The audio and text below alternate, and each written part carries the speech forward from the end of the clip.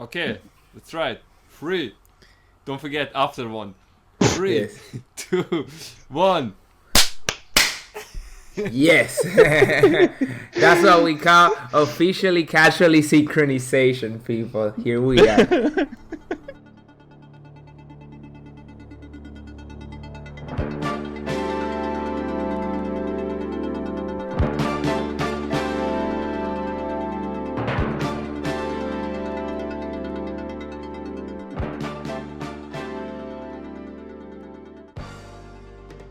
Welcome to episode 14. Is it 14?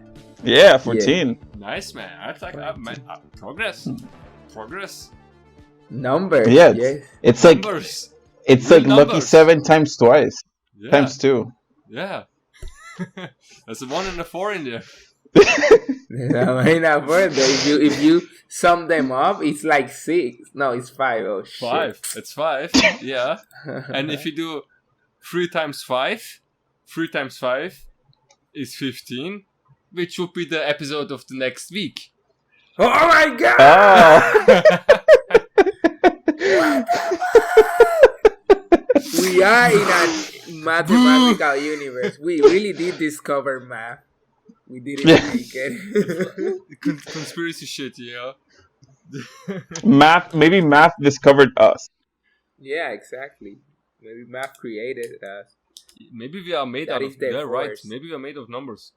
We are made of numbers. Number of cells, number of liters of blood and water. It's everything's numbers. Numbers? We are a number in a statistic for the Bureau of... I don't know what the word is. Like... Health? The people... No, the people who like tell how many people are living and being born and stuff like that. Oh, like the census and that kind of The stuff. census, yeah. Yeah. We What's are that? numbers. What's a census? So every year or so, I don't know how it works. I haven't seen it in a while. The countdown, the counting Yeah, the yeah. heads. Yeah, exactly. Counting the heads. Yeah. Let's count the stock. How much we have. Good thing people are not Yeah, more the inventory. more than one. Checking Yeah. inventory. Yeah. Who the fuck does that? And it's so much work. It's so much work, man. And I think Yeah, a lot and of even- it And even depends on companies do people. it. Huh? And even companies do it to figure out how many people they got and where those people are from and how much Okay. diversity there is. Yeah, I guess it makes somehow sense to count, because then we have 100 employees and we pay each of them $1,500, so it makes $150,000, whatever, in a month. So it makes sense for them to calculate the revenue and the expenses and all the shit. Fuck, now that you put it in that context, I'm I wonder if there's companies out there who have more employees than they know, so they need to do this kind of stuff because they're fuck, like we can't- Sounds amazing. Yeah, exactly. They're fuck, I don't know how many people I need to pay because I don't know how many people we have. We have. Because I can imagine for the company that I was at, it would be, they would know because it was all a computer system that paid people. So the computer knew who was in and who wasn't. So it Like a wouldn't have bank. trouble with that kind of stuff. But I would imagine some other companies where you pay people more in cash or stuff like that, it could get really fucking crazy. Too fast. It will get crazy fast. Although that's funny, right? Because I feel when people think about companies, when people think about how many people work at X company, do they count maintenance people, janitors, stuff like that? Because I think we never think about that, right? If Google says, has 1,000 people, I think the notion is to think it's 1,000 developers, right? And it's not. It can't be. So Yeah. so, Right. Good point. So- maybe it's So here- 5 developers and 995 clean- janitors. Holy shit. So here's how I kind of think about it, at least from the example that I was exposed to, and it is that you would count.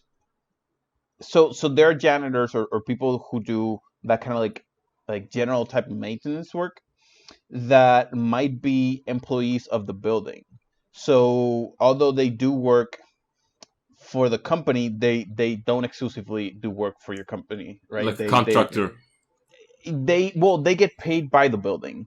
So of course. So you don't actually like pay them, but when you pay rent for the office building, like the landlord is paying them basically. Exactly. So they don't count. So they definitely don't count. Yeah. So, but it would depend, because if you own the office, then maybe you do pay that person. Maybe that person is an actual like employee, or maybe you have a company that comes in and they just essentially have a group of people that come in and clean, so you don't pay those people. So there's like a few scenarios. So it would really depend. Now, I think, and this is very specific to my experience, I would imagine that some of the like higher end like tech companies wouldn't have janitors and stuff like that. They would have another company doing it. They would have like a company that they pay for, and that company somehow gets them that kind of laborers, or it is part of the contract of the building. Now, where I think it would be like really confusing is contractors, like you brought up, because these are people who you pay but are not like exactly part of the company. So that's where I feel like things would get really crazy. Because sometimes maybe they're putting hours that they are working for you, so you do pay them. But maybe next week they don't, or for the next year they don't, and then maybe next year they just have an hour that you pay. And so I could imagine that would get extra confusing. For sure. You know what? Really, like every time I hear the word contractor, I have to think about Mercenaries. Yes. Okay, thank you. Thank you about that. You know what I mean? Like I fucking love Mercenaries, man. Keep going. Man, I think like Mercenaries are fucking badass, because they're like kind of like, like, I'm gonna come and do this job, but then in the middle of the job they can be like, you know what? Yeah, let's pack our shit, let's go. Fuck you, yeah. Yeah, fuck it. It's not like, like I'm not gonna make over hours and whatever, because Mercenaries don't believe in a bigger cause. They just do it like either for the money or fun or power, whatever, or like whatever they get out of it, right? And so for them, like for example, and if somebody has a fight, like a war going on, and they call in mercenaries. And then the mercenaries like, sure, we're gonna fight your shit with you. And then shit gets like really like shit hits the fan, and they're like, yeah, you know what, guys, let's bye. Let's pack. It's not our thing. We got already paid. It's not our problem, Actually, we just realized we actually don't give a shit about this. So let's go.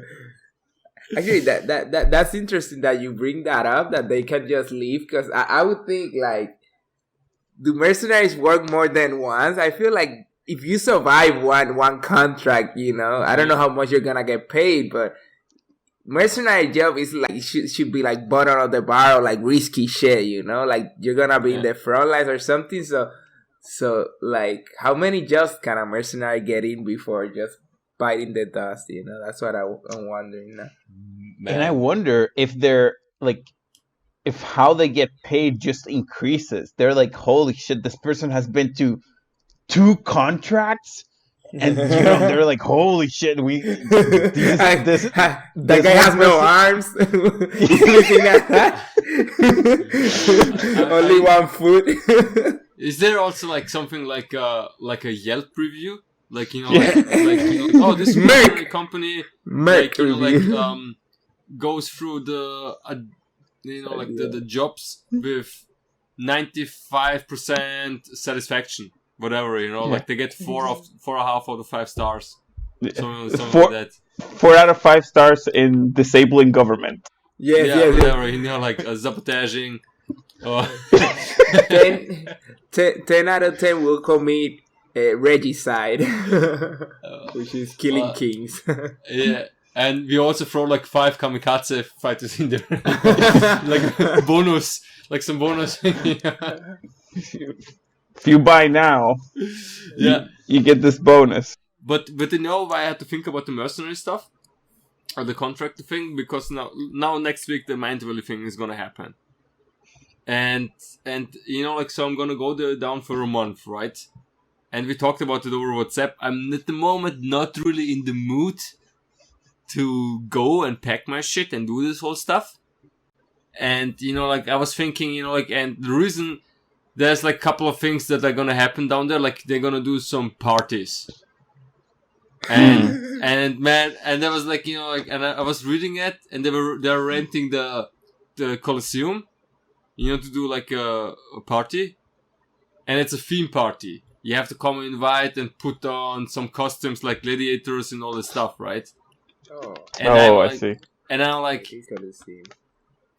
I don't mind the party, but I don't like to put myself on, like, you know, like, I don't like to wear costumes. I see. Then we had this big, unless I can go as a Pokemon.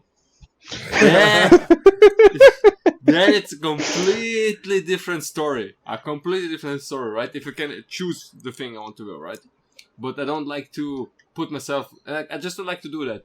And then last week, we had this video chat with all the volunteers, like 40 people in one chat. And then the emphasis again, like, yeah, please put on costumes, you know. It's like, you know, like, we take this serious.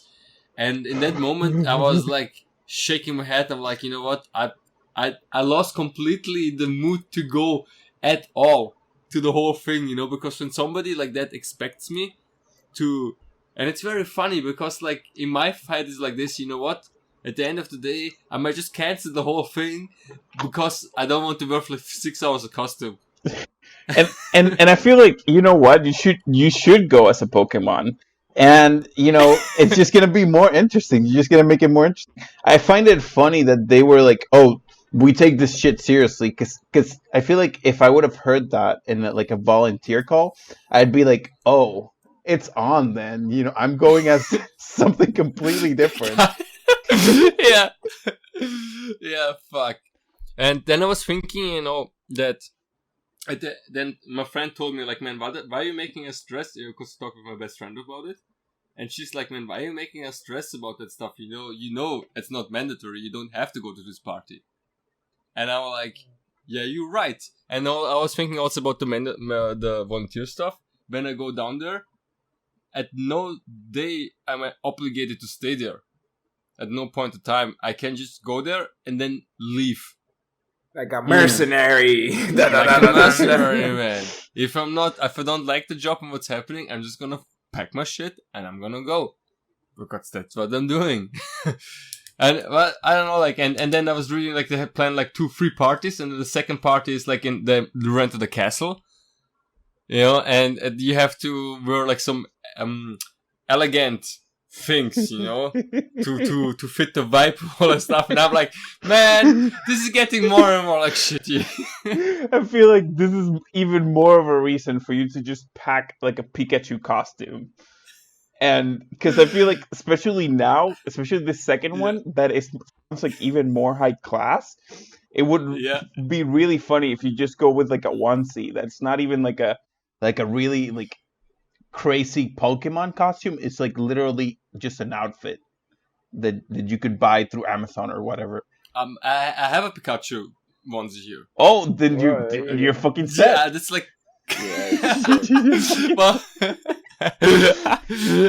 which it's quite funny because I was actually thinking, you know, about, like, you know, like being, like, you know, like maybe also do that really, but then I was like, man, it's just gonna be ridiculously hot, you know. Ooh. And then I'm gonna feel uncomfortable in that outfit. And here's the thing, that's actually the only thing that bothers me. I don't like to feel uncomfortable in my own skin. I see.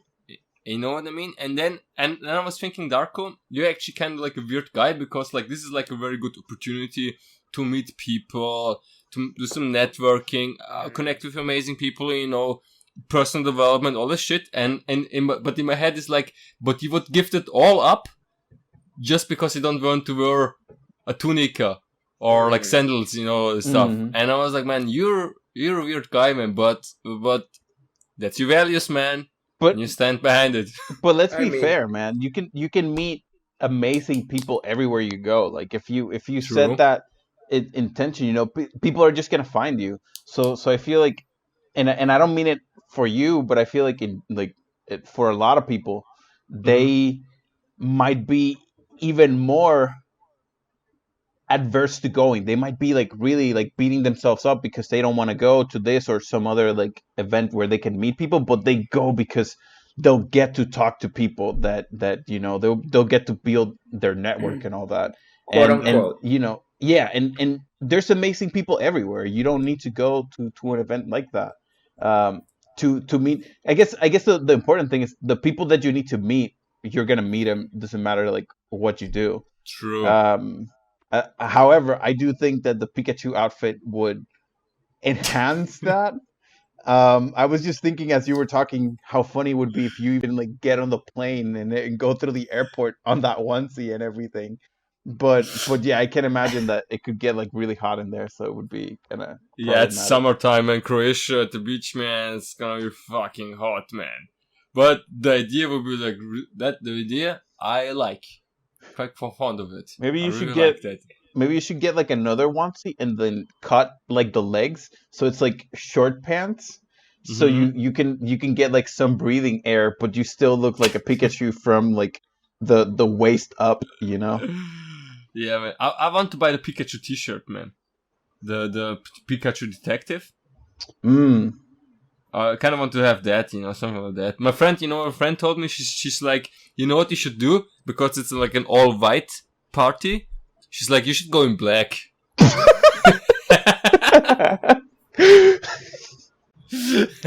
and just have like, or maybe like a T-shirt with a black sheep, and be like, like, yeah, you're the black sheep in this whole thing, man. And I'm telling you, I feel like it's because of what you mentioned that they were like, oh, we take this shit seriously. That I'm like all game for all these things. That I'm like, oh shit, these people take this these people find this important. Okay, Right. let's mess it up. Let's poke on it and see what happens. I really like that, I really fucking like that, man. Oh man, yeah, I'm not sure what I'm gonna do yet. For me, it was like the idea. I'm gonna go down there.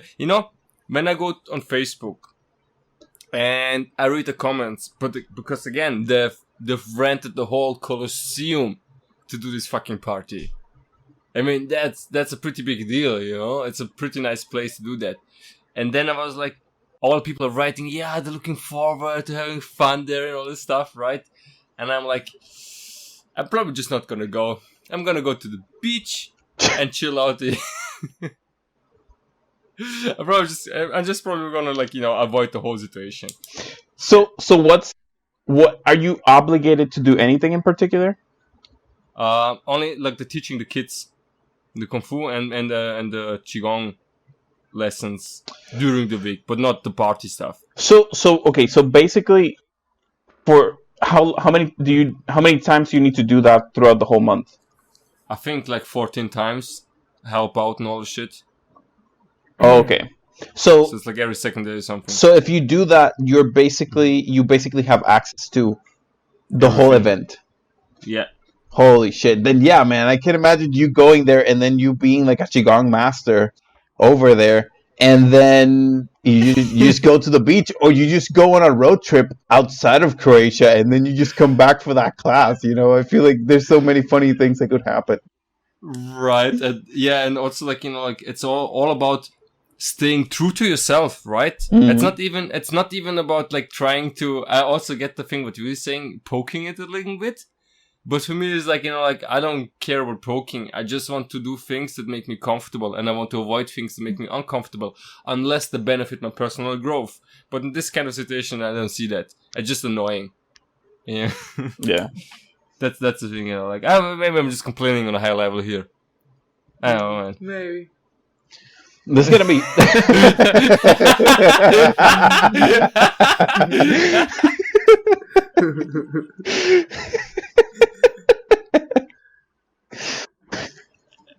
It's gonna be fun to like talk again after this thing starts, and just to see like how like what happens. Yeah. I have no idea Oh, where every event. Croatia is. Shit, like really no idea. It's Europe. You said it's hot, and I'm like, oh my, like it's not what I thought it And was gonna be like some cold ass place for some reason. and that there were like beaches and stuff like that. Yeah, I'm not sure where it is either. I was just Middle thinking, East. I went to Laos, and like before the day that I arrived in Laos, I didn't even know Laos existed. And then just and then through that line, there's so many places in the world that are like cool places or are places that people like to go that we have maybe never even heard of, or we've heard of them but they never really like caught on our radar. Hey guys, I was also thinking, man, first of all, that's completely true, and it gives me another thought. Remember when we talked about maybe making a night show, like a talk show, Mm-hmm. in a couple of years, like in California, whatever. And then I've sent you the video of where I'm training, the nature part. Oh yes, yes. Yeah. Yeah, and I was thinking, man, you guys should come to Europe, man. You know that Like, might not be so far off, to be honest, because I've been Europe, thinking man. about You're gonna have like, man, Europe is a fucking amazing place, man. Ridiculously amazing, man. I think I wouldn't also be alien to that idea, because I never really considered Europe. Like Europe was never on my radar again. But when I went to the UK, I remember landing there and feeling like shit, like I'm home in a place that I've never even been to, that I never really thought about going, but I just really felt like it was like a nice place for me. So I would definitely consider maybe going out there more. A place that I've always liked, and I feel like it's kind of like a Europe away from Europe, is Canada, and Same. I would really like to like set up there if I ever can. Same. I have the same thoughts, man. Canada would be like the alternative. Edward, what's your take on Europe? Well, my take is that when I came to China, it's the first time I've been on this side of the world, and then I was like, shit, but I haven't been in Europe, which a lot of my friends have been. And then I started thinking a lot about Spain recently, and I think it's because I've kind of really have appreciated Spanish after learning Chinese. Well, what I've learned of Chinese and actually teaching English. So it was like, wow, like I miss Spanish. And then I started thinking about Spain and hearing stuff about Spain. And, from Spain, you can go a bunch of other places too. And then Europe, So also like game studios that have been popping up from Spain. Which is like many little flags are popping up about that country. So yeah, that's kind of like, I'm not thinking about anywhere extremely specifically or anything, but I would really like it. I would really like to. Yeah. It's when I think about you two guys, it's actually really cool because you can decide you could go either to England because you speak English, or you go to Spain and because both of you speak Spanish. Or we try a completely different country because we have so many different languages in Europe. And just like, for example, I have two friends. One of him, I met him in China a couple of years ago, and he opened up a IT company in Bulgaria. And he told me like, it was like super cheap to open up. I think with the contract and lawyer, I think he paid like 250 euros just set up the whole company. And like living costs, when you go to Europe, you have expensive places to live. Like the more you go to the north, the more expensive it gets. Mm-hmm. But like Middle East, Serbia, Croatia, Bosnia, depending of course where you live in the cities and places, or Bulgaria, man, are getting pretty cheap, man, to live, man. They're almost like China level. Oh wow! Yeah, I'm looking at a map right now. I would definitely recommend Spain too. Like, I didn't go around too much, but it just felt like really, really calm. And I don't know how much of Spain does this or how much of Europe in general does this, but part of the reason I went there is because I have. Oh yeah, they have naps too. Siesta. I have some family Siesta, there baby. that they they work at a hotel, but the area gets kind of cold for 6 months in the year. So basically, they close all the hotels, but people that work on the hotels get to live in them for those 6 months, because that way you essentially can keep them clean, and then you can also make sure that people don't break in and that kind of stuff. Um, and so it was like this really cool, almost like dichotomy of, hey, for 6 months, this place is really going fucking crazy. But then there's 6 months of the year where it is really, really, really calm. And I don't know, I feel like there's something about living in a place, or at least those 6 months of calmness, that in a place that looked like really nice too, that just seemed really interesting to me. So I can only imagine that there's a bunch of like maybe other cool things that I've never experienced in the rest of the country. Another option that I feel like we have, and that's right next to Spain, is Portugal. Portugal, Because right? just because we know Spanish, we can we already have like a huge step into Portuguese. Even if we don't know the language, we can infer a lot of the meanings and things like that.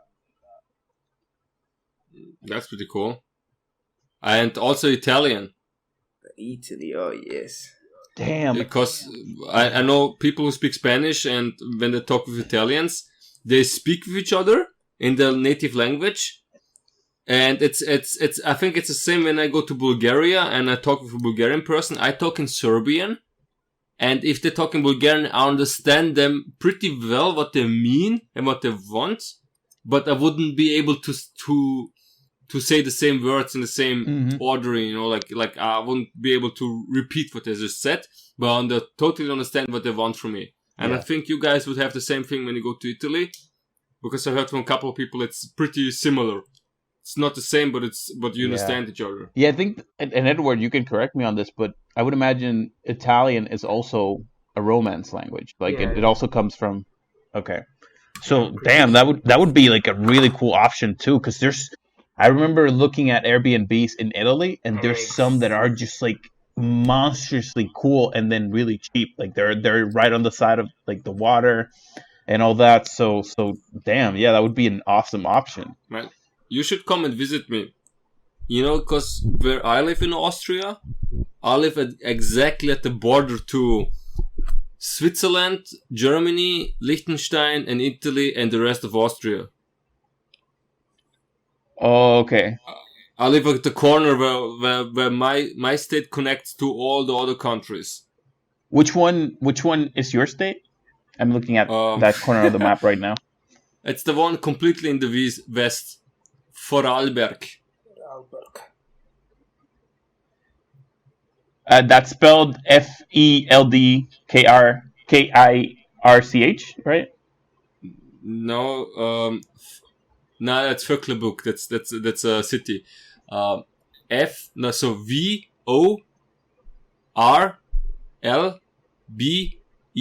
Vorarlberg. Okay, maybe I'm looking at this map wrong. But okay, I think I know where. Like, what do you mean then? The one in the west. The west state that you can find. West and there seems like it's also like a lot of mountains and stuff like that around this Alps. area, right? The Alps. I live, in my hometown. I live in the Alps. Like, I have a mountain in my hometown. Nice. That's what I'm saying, man. Like, when you come to if you love nature, man, there's like fucking a lot of nature around me where I am. It's so green. Damn, I just changed it to like the terrain view on the map, and like shit, like this. I feel like just by looking at the terrain, I'm like, yeah, this would be like a completely different planet than what I'm used to. So yeah. Yeah, it's like when you when you walk outside of our apartment, the streets just go downwards.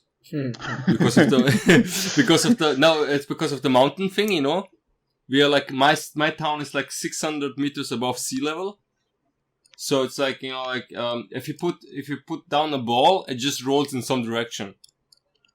I see. It's like not really flat, but it's really cool when you have a bike. Do people get like airheaded when they go there for the first time? Like, is that something that happens? No, 600 meters is not enough. But we have enough other mountains if you hike the other mountains in our area, like, we have a couple of 2000s, then maybe if you're not used to it, you might get it. But I think it starts around like 2.5, 3, something like that. I think people get the high altitude stuff. If I'm not mistaken, I heard like in Colombia, it's like a situation like that, like their capital city. I hope I'm not making it up, but like it's very high, and like a lot of my friends who went there, they had like a lot of trouble. They had nausea.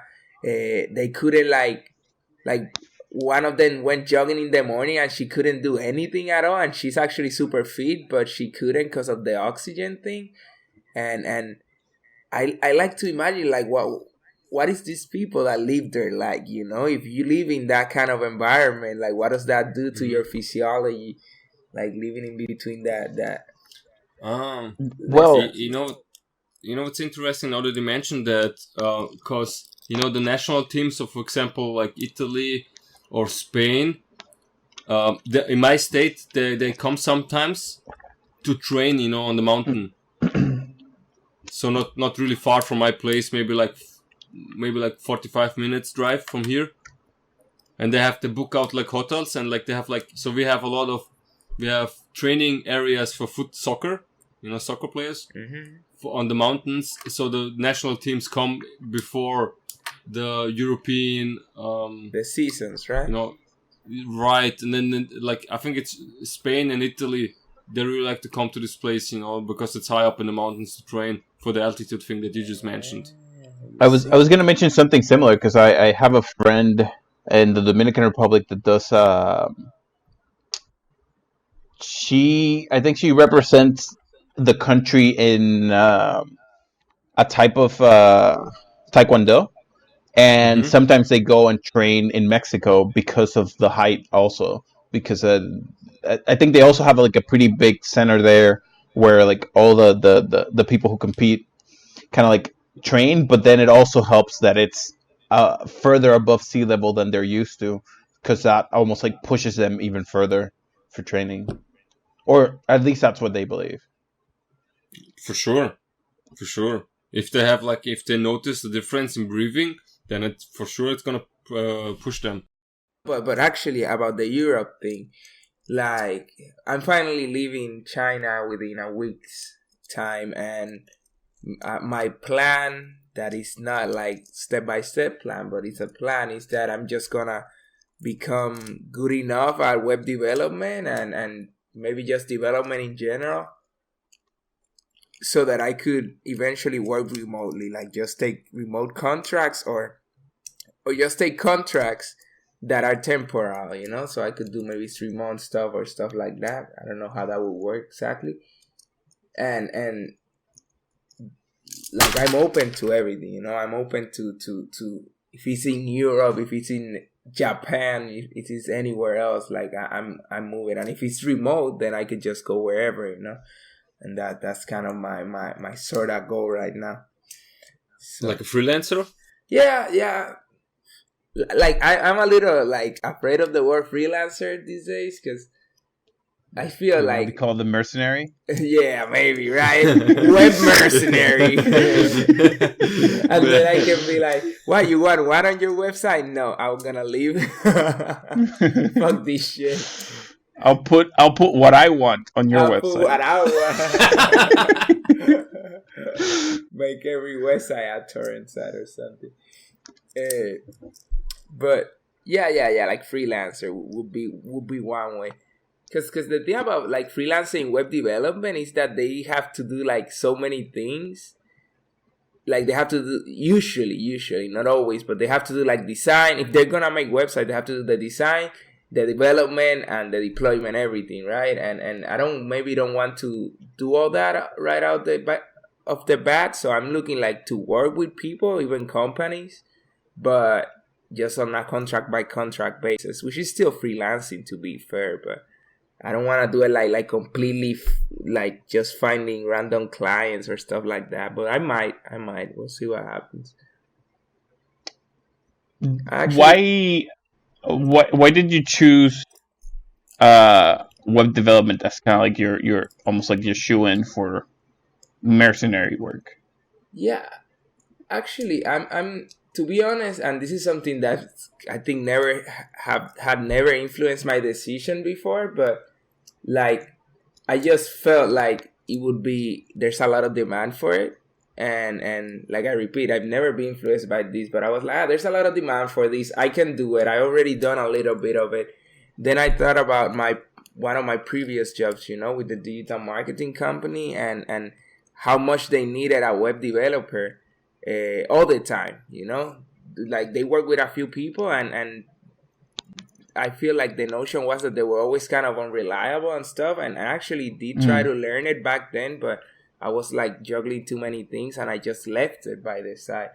So I thought about that and I was like, since I'm doing like this somersault right now that I'm not sure exactly how am I gonna fall and where am I gonna fall, I would try to add some certainty, I guess, into quote unquote certainty, because I thought like a worst case scenario, I just go back to work with them, like in some aspect, or even like some other people I know in PR who could have like help me get something, to get started.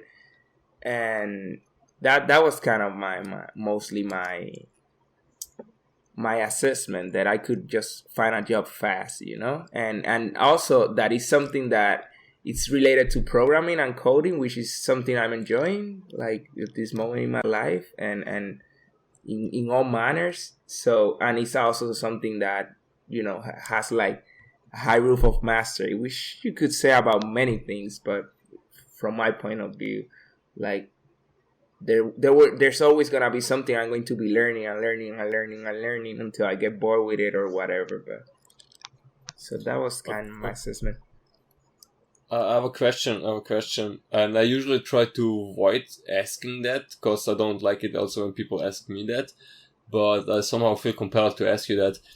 Do you have some kind of end goal in your mind with this whole thing that you're doing?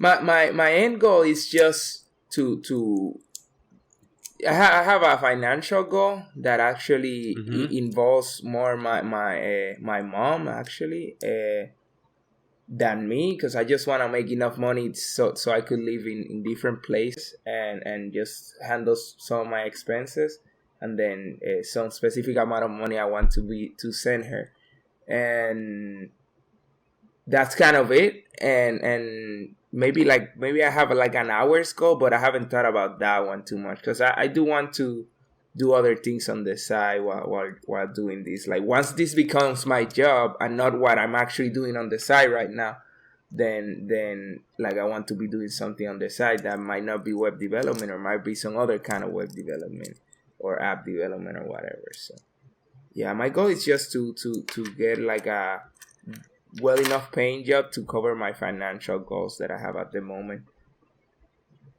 Do you have like an exact number when it comes to the financial goals? Because I'm asking that because I feel oftentimes people say they want to, like, it's not now you, but like, what I've heard a lot of times, people say like, hey, I want to become rich, I want to have a lot of money, and then I'm asking myself, what does it mean? Because a lot of money, like 10,000 euros is a lot of money. Yeah, a million euros is a lot of money. So like I'm asking myself, because to get to a million euros, the path is completely different than to 10,000. It's just like, that's why I'm asking, like, do you have like a concrete number in your head? Or you're just like kind of vague? Yeah, I have like half of that equation, because I have the complete number when it comes to what I want to provide for my family. But since I still have no idea where I want to live or that aspect, like so I kind of don't know what my living expense is, which is the other half of the equation. So actually, in my mind, I want to have more than enough, so I could just travel, So I could just, if I want to come visit Yentai again, or move from Yentai to Florida or Europe, I want to have more than enough to handle that. And I think in WDS I will learn a bit about like what kind of costs those things will incur. That's kind of a little bit of my hopes.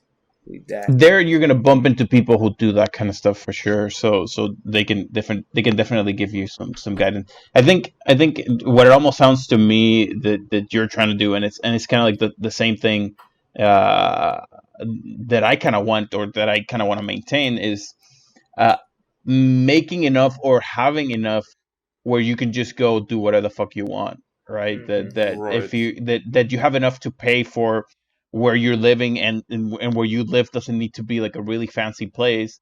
But then also, if you one day, go the mercenary route and decide, oh, I'm getting the fuck out of here, I want to go to this other country, Hmm. that you have enough to somehow get there. That maybe you can't afford the flight, but you can jump into a bunch of trains and then make it there, or something like that. So I think it's almost like something that would have a minimum, but not necessarily like a maximum, because there's always it's only gonna open more doors from a certain point on. So I kind of feel where you're standing. Yeah, Yeah, I feel the same. yeah. I mean, I do want to put a number on it. Like don't get me wrong. Like I want to, because yeah, I've been in this spot. I feel like different times in my life, and I kind of never set a number on it. Maybe because I didn't feel like I knew exactly. But I'm just kind of gathering that information, and then I might put a number on it, and that's it. Like half of it's there, but the other half is just like Yeah. figure it out. I want to like, and I know like some luxuries I want to have, or so like I want to buy a new phone, I want to buy a new laptop, stuff like that. So those numbers are Spend, there. spend, spend. Yeah. Yeah, those have numbers are have there. access to good fucking internet. To good internet anywhere. So like maybe I'll buy like an internet Wi-Fi hotspot thing. Like those numbers are also there. So the real things are just like living expenses, which I'll figure it out soon enough, I hope. Yeah. Yeah, depending on the country, of course, they variate, right? Like I've run the numbers like in the past, because like that, in the past I want to become also like freelancer. So IT was something that actually was compelling to me, because it was, it makes you can work from a computer from everywhere. Yeah. That was kind of the thing. But then I just don't like too much. I don't like too much things that don't involve me moving. I just love to move way much more, right? That's why I'm trying to figure out how I can do the moving. Also, public speaking is also one of the reasons I want to go in that direction. Because it enables me, I just need my body to do the things, the kung fu and the talking, and I can always remove myself and put somewhere else. I don't need any machines or whatever.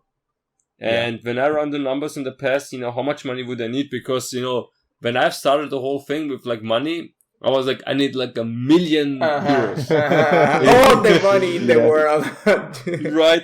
But now being like quite honest, I would be happy if I manage, €5,000 a month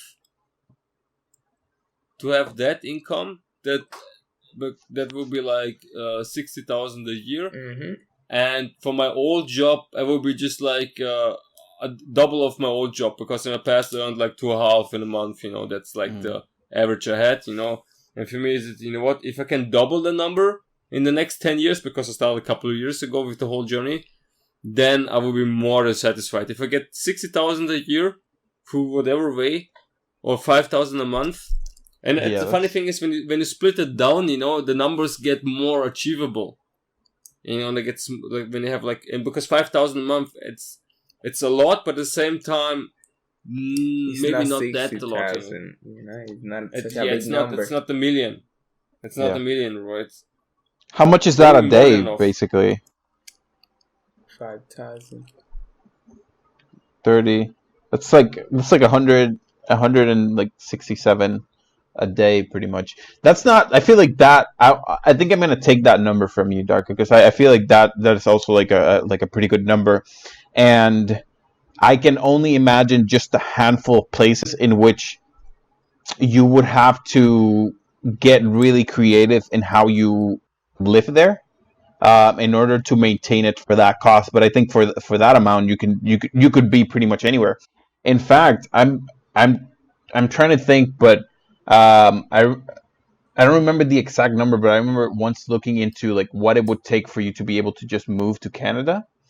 And one of the requirements, one of the options is that if you earn enough a month, you can just go there because you, of course, you're not gonna be like kind of like leeching off. And I think 60K is not far or it's beyond what they require. So I would imagine if that's for Canada, there would be a bunch of other places around the world that would just allow you to stay there forever or for a long period because you're making enough to sustain Mm. yourself. So Oh, I feel like that nice. number even opens up a bunch more doors. Yeah. And what you said about Canada, I also really like because I was also doing my research on Canada. But funny thing, I was not doing research on the money part. I was like the working requirements, Mm. Mm. and because you need work permit and all this shit. And then I looked up jobs that don't need a work permit are jobs like public speaking. And Yeah. I was like, man, I have to double down on that shit, man. Double down. Yeah, I feel like I'm gonna make the most money with speaking for some odd reason. That's gonna be, I think, my thing. That's how I feel as well because I feel like there's different things that I feel like I'd be like really good at and like after studying Reiki and kind of like delving into that world of healing, that kind of stuff attracts me, but I wouldn't charge for that stuff. I wouldn't charge. I feel like that's not the type of work that I charge for. But then speaking, I feel like that's a whole nother line because for speaking, you don't even need to charge that much because if you have a room like big enough or and there's people interested enough, you're gonna make enough. And a lot of people also, if they're inviting you to events and stuff like that, they cover some of it or they cover all of it. So so that also I feel like it just keeps opening doors and even if you don't go to a location you can do that from wherever you are in the world. You could just kind of like set up a video online and just do it from there. So I feel the same way, that I feel like a lot of things that attract me are things that I wouldn't charge for, but then speaking is one that I don't feel like any resistance to charge. Interesting. I feel the same way, man. I feel the same way. And I had to add something because when you were saying about like it opens a lot of doors.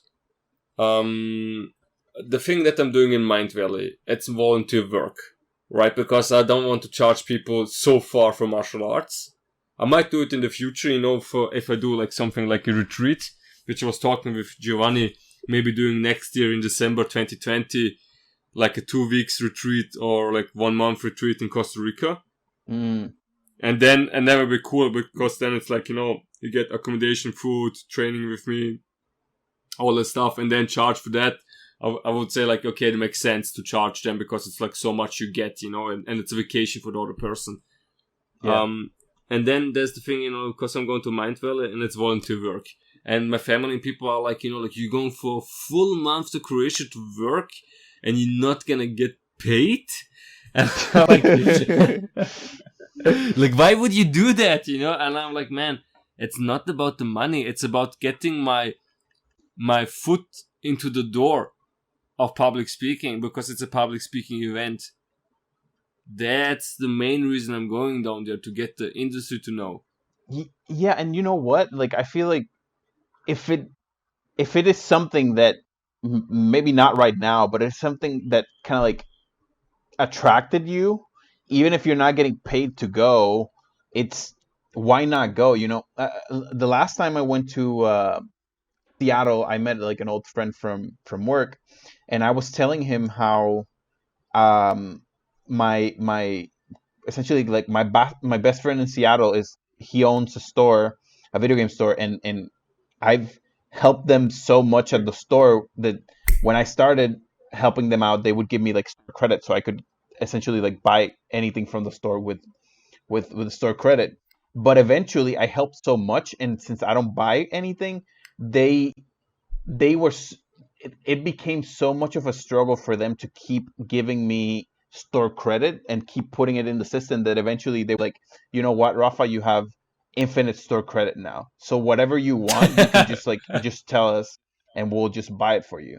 And uh, I was telling this friend of mine from work this story, and he kind of looked at me like confused, and he was like, Rafa, but you need to make sure that they're not taking advantage of you because you're not getting paid. And I was like I I didn't like, it's not something that I care about. It's not something that bothered me. But what really perplexed me was that I've never even considered that. The idea that they might be taking advantage of me just seemed so alien. Because I'm like, Uh-huh. I'm doing this because I want to do it. Sometimes I go help them out, and like an hour in, I'm like, oh, I'm getting the fuck out of here, and I just leave. And they're cool with that. I've kind of like set that standard. So I don't know, man. I feel like there's so many cool opportunities, and people just kind of like shoot themselves in the foot by having these expectations that they need to. It needs to become a business out of it. Sometimes you just want to do things. And when I helped them, I wasn't even expecting to get any kind of benefit like that I would get store credit. In fact, I barely ever used it to begin with, even after it became infinite. You know that I love the infinite.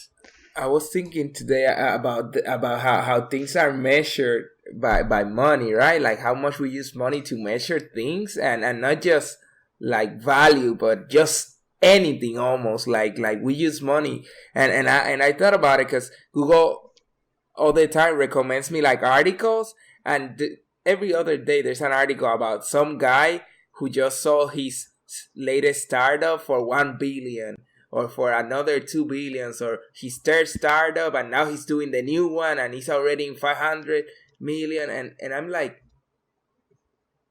what do I care about this? Like I don't care. Like what should be appealing from me here? And then I thought about it, right? Like is it the money?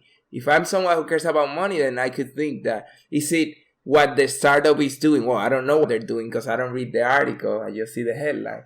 And then there's the idea that, should I think this is valuable just because of how much money is being poured into it? Which is the idea I feel like we're being peddled all the time. Like actually, like vote with your wallet is important, I think, right? But within its own context of supply and demand and market and all these. But taking it out of context, it's what creates all this like society of showing up, society Hmm. of money. It's the last word, and I don't get it really. I just don't get it. That's what I say. Like I don't know what my expenses are going to be, and I'm gonna make enough to cover them and more, right? Because I will make more, but other than that, like as long as I can move around, buy my video games here and there, and have my free time, like I don't know what else really. Actually, I'm kind of drawing a blank after that. And well, two things. So one thing, to the topic of like voting with your wallet. Not that long ago, I remember like seeing this article uh, that was more like a philosophical take on it, and it was talking about how we we stopped being uh, people. I don't remember the exact word they used, but essentially we stopped being like people in society, and we became consumers.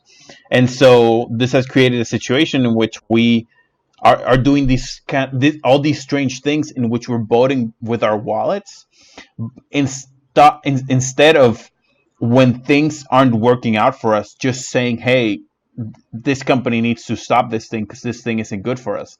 Because what good does it really do when you stop buying? Because the idea is, if people don't buy, then the company's going to stop. But do any of us know of an example in which a company was doing something that people didn't like, and that company has stopped? That people stopped buying it, and then the company stopped? Because for the bigger issues, like things like chemicals that certain companies are putting into like crops and that kind of stuff, people have been bitching about that for years, and those companies are still in market. In fact, those companies probably are making even more money now because they're still around. So are we really doing the world a service by this idea of voting with our wallets instead of just banding together and being like, hey, we're not going to take this shit anymore. You're just going to stop. We're not even going to wait for you to like. Yeah, it makes me think that in a world where voting with your wallet is your biggest strength, it's also the world where money has power, and who has money, like the big companies, so they just pay the people to, so vote with your wallet means they can use it too, and they have bigger wallets than all of us. Oh, so that's a good point. Yeah, they can vote harder. Yeah, they can vote hard, and that's what happens, right? They buy off people in politics, they lobby, they do all these kinds of stuff, and then that's it. Like nothing happened. So in a world where money is the last word, this is what's gonna happen, right? Like that's why I feel like a lot of people don't like rich people because or they have this notion that rich people are bad because they have money, but no, it's just that in a world ruled by money, if you have money, you could do a lot of things that are not nice, not ethical. But having money doesn't mean you will do these things, right? Doesn't mean you're gonna take advantage of things. And money, and for a lot of those things, money isn't also like the only way of doing it. I feel like money is like maybe the easiest way to comprehend. Like buying a politician is like sounds really easy with money, but then there's other ways people could do that. There's blackmailing, and then there's other forms of coercing people into something. So yeah, I definitely feel what you're saying. Sure. Appealing to morality would be one, but it's like the one that works the worst. We need to go back to power of words. Like that's, I tell people, like you should do what you say you're gonna do, and not because any other reason, that because when you do, you have magic, and this is like the way I like, if I say something and I do it, and then I say something and I do it, and then I say something and I do it, at what point am I doing what I'm saying, or am I saying what I'm doing? Like my word becomes like law in a way. That's kind of how I see it now. So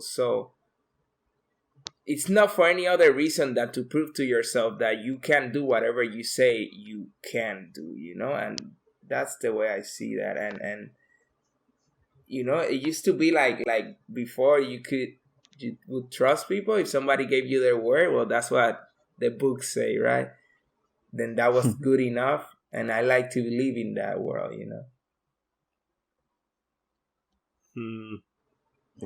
Man, the thing is, from a logical standpoint, yes, but that's just like you should do what you say is logical. If you give somebody the word, you should hold it, is logical.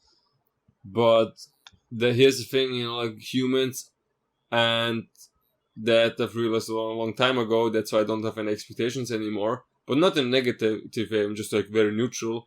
But humans are not just rational beings. We're also very fucking emotional beings. And man, like you can expect things from a computer to hold shit like that, being logical. But from a human being, man, you just have to, expect, man. One day your friend is gonna stab you in your back, and they're probably not even gonna know why they did it. They're just gonna do it because of emotional whatever thing, and then they're gonna be like, oh fuck, sorry man, I didn't want to do that, and etc. So, but I feel you, man. Like we should try to be coherent and integral, and have like self credibility and integrity for ourselves, man. We should aim for that, definitely. That would be a good point. So to kind of combine those two ideas, and this is kind of like I feel like more like a personal struggle, is that I do agree with that. You should do what you should do what you say. I think what I've kind of realized though, because I feel like me executing on my word is for example what got me like the really cool job I had. But at the same time, while I was in that job, the moments in which I was at the most pressure were the moments in which my word exceeded what I was able to do.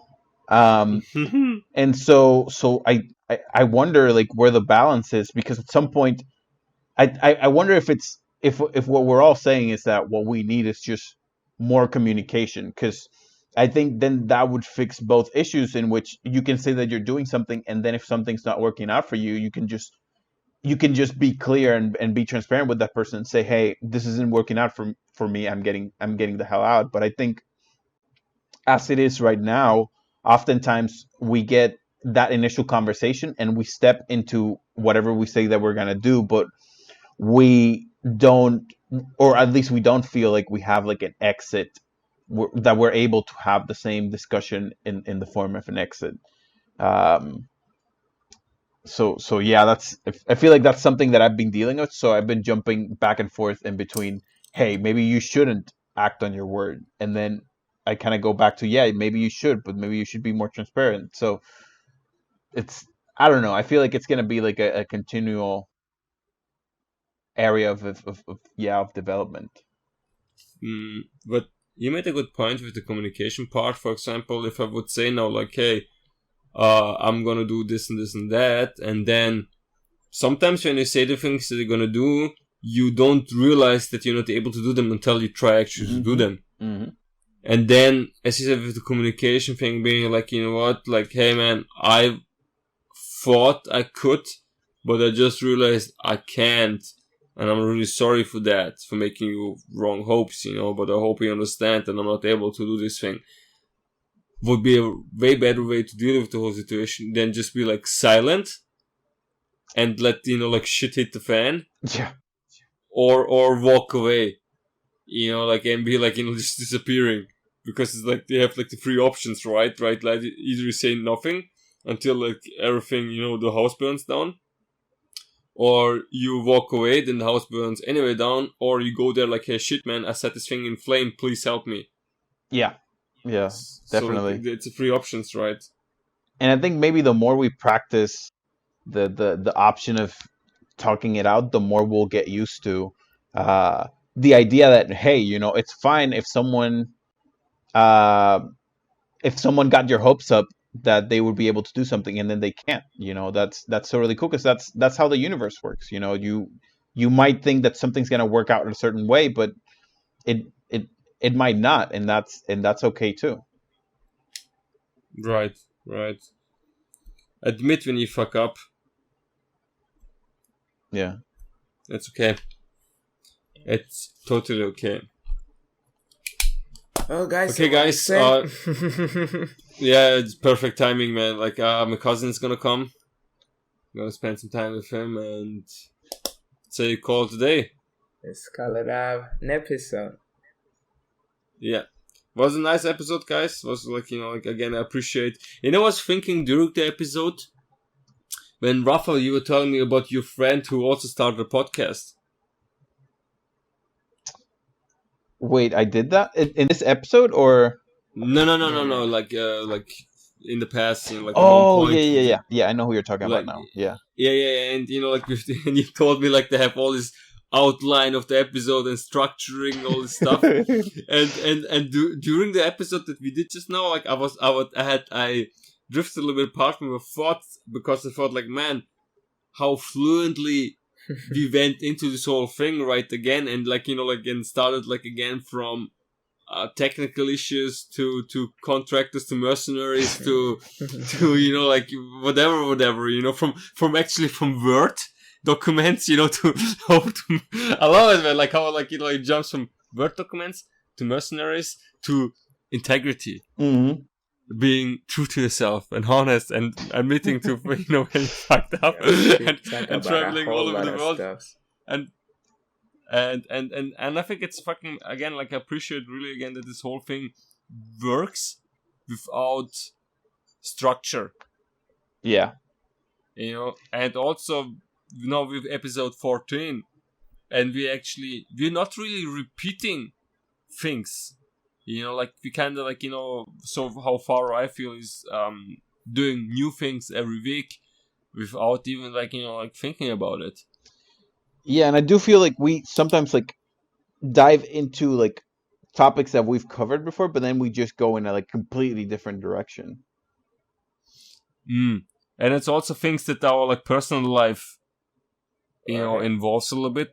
Like the thing with the party, all theme party, the complaining on a very, very high level, right?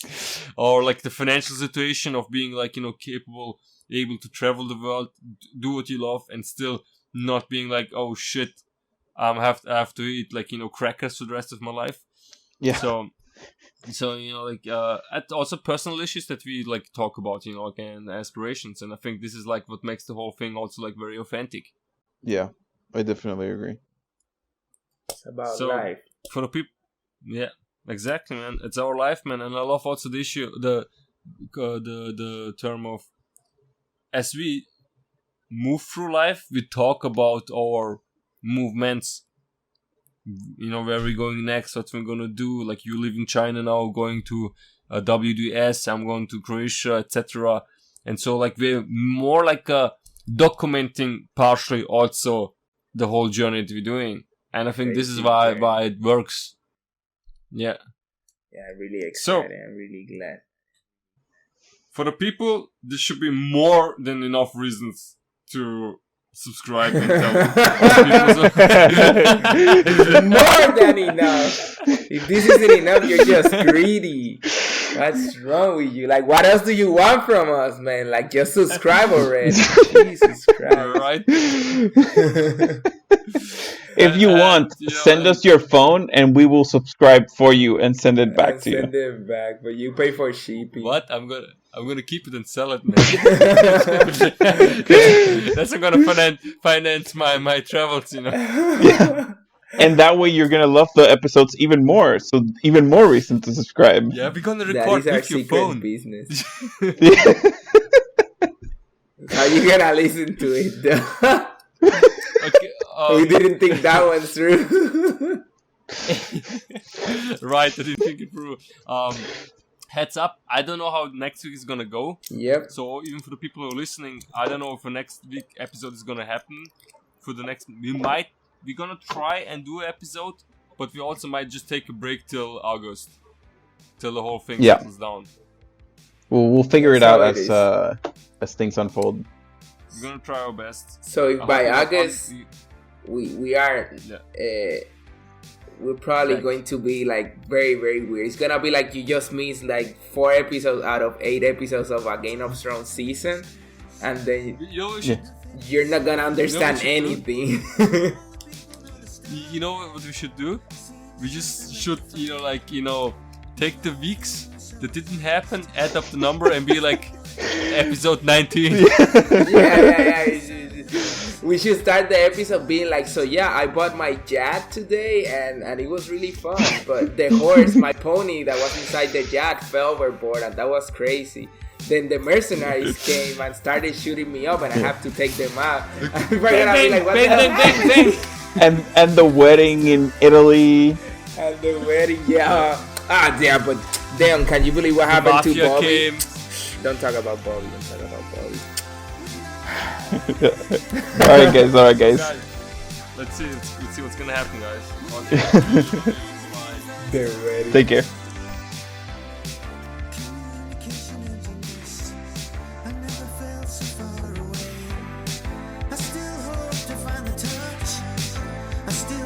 We can